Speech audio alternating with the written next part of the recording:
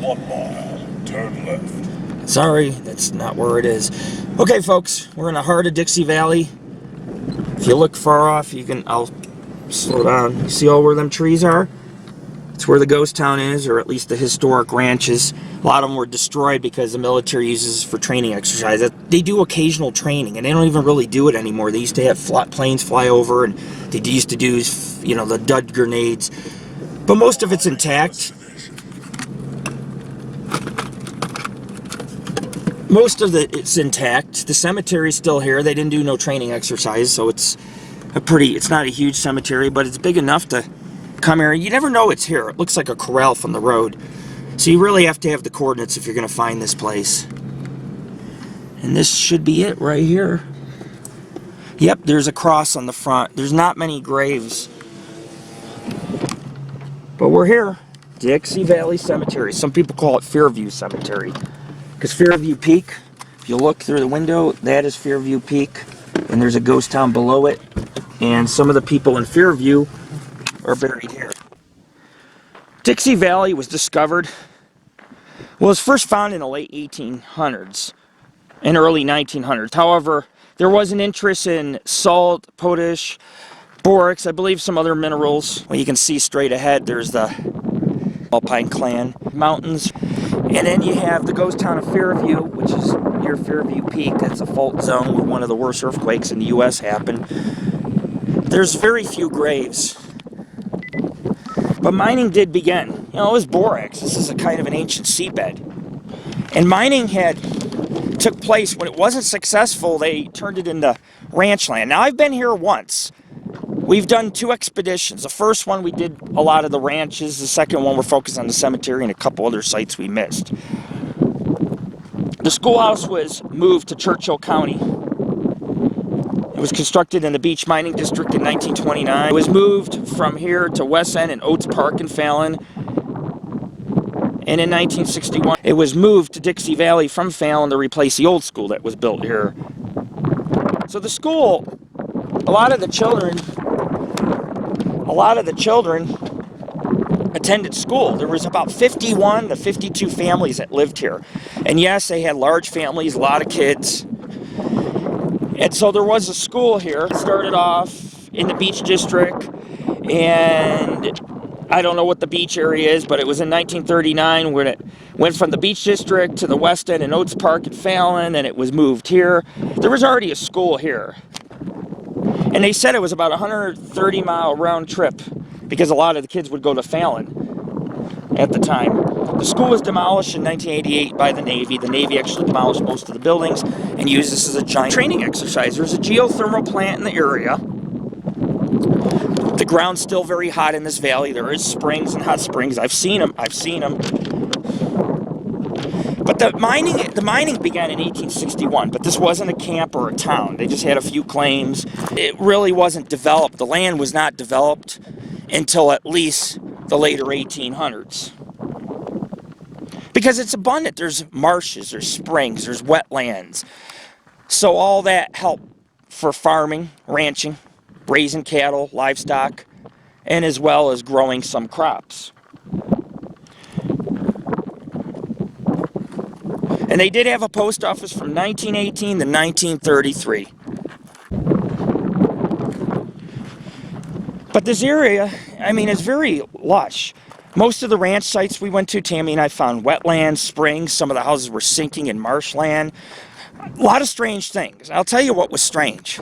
First off, I seen a guy get a gun out. He pulled ahead of me, and then all of a sudden he had gotten a gun out of his truck. It's like, it's almost dark and you're on the road grabbing a gun. That's kind of weird. I don't know what the deal was with that. But I took off. It was kind of odd. Like I say, you got to be careful. There's not many graves. There's a grave over here. But there's not many, a lot of unmarked burials. Mostly they're the early ranching families. But yeah, early mining interests, nothing developed in the 1860s until they realized that there's a lot of springs. They could develop some farmland here, and that's what they did.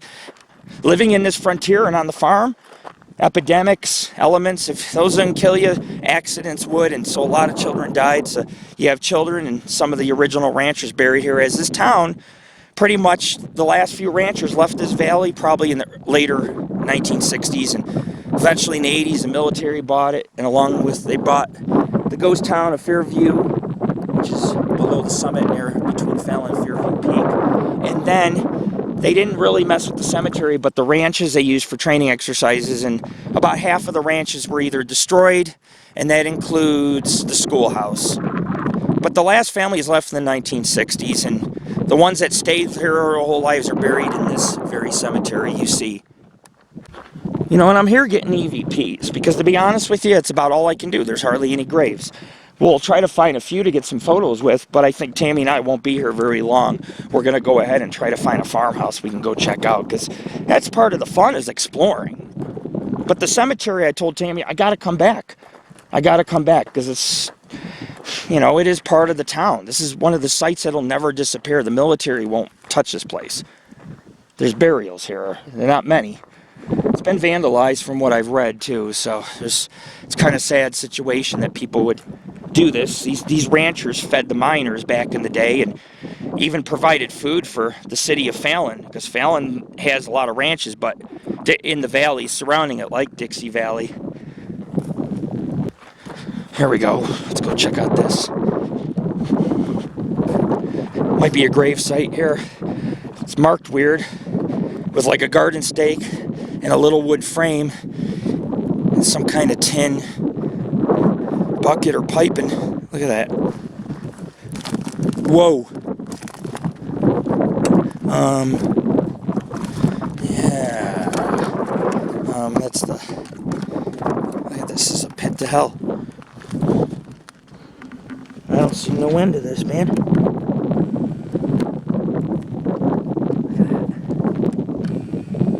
Dude, it's over 6 feet deep. It still keeps going. Let me throw a piece. Let's see when it... Whoa, that's deep. All the areas that are sunken in were where there was coffins. You see how it's sunken in? That's a grave site. Just kind of show people what is all remaining. And there isn't much. You know, it's like, oh, I went to the cemetery. Well, too bad, because there's nothing really here. It's like, this does not look like a cemetery. But I'll do one more walkthrough. Like I said, my EMF detector broke, so I tried using my phone, and God, those apps are fake. Anything to get your money. So we'll be ordering some more equipment. I got some more equipment on the Paranormal Ghost Society website. State-of-the-art ghost hunting equipment. It's affordable. We have various meters, ranging from cheap to very pricey based on what they do and statistically what they're capable of doing. Some are multimeters where they can measure temperature and EMF. It just really depends. Really depends. But this is a cemetery. It's shocking. There's no fucking graves here. None. None. None. I've seen 3 grave sites. That wasn't a grave site. That was a well or a hole. So basically, there's only 2 headstones at this location. 2. Whoa, jackrabbit.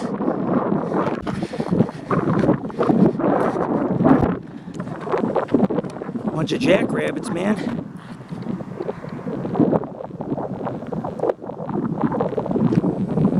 Wow.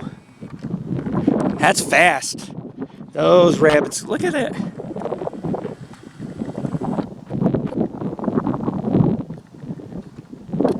So folks, we got a couple rabbits that are caught in here. I don't know how they got in. It wasn't from us. Holes or under the fence, but they're having a hard time getting out, and they're not going to let me catch them and put them out there. They'll probably bite. So, not many graves. It is what it is. Logan Russell Turley, 1851 to 1993, had a mine card. He's probably a miner in the area. Mining did take place through the 1900s in loving memory of Howard Turley, 1918 and 1985. Might be father and son. Based on the dates, yeah, father and son. It's a scenic cemetery. Just doesn't appear to be many graves. They're all unmarked.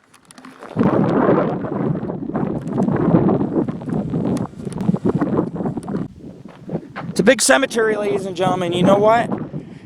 Could have, I read there's probably as many as 20 to 50 graves. Nobody's 100% certain. Records were lost over the years. But some genealogy sites only have marked a few graves, and And I've also read that there's a lot of graves that are just no longer here. They were probably wood epitaphs, and they get snow, it's harsh here, and the elements and the vandals really doesn't leave you much of anything. And you can clearly see there's a cross right here made out of aluminum or steel. It's part of the fencing, and I don't know, these were early ranchers, and just no longer found today. It's kind of a forgotten, deplorable cemetery. I stepped on a nail or something too. It's like my 6th straight week stepping on nails, man. Hurt like hell.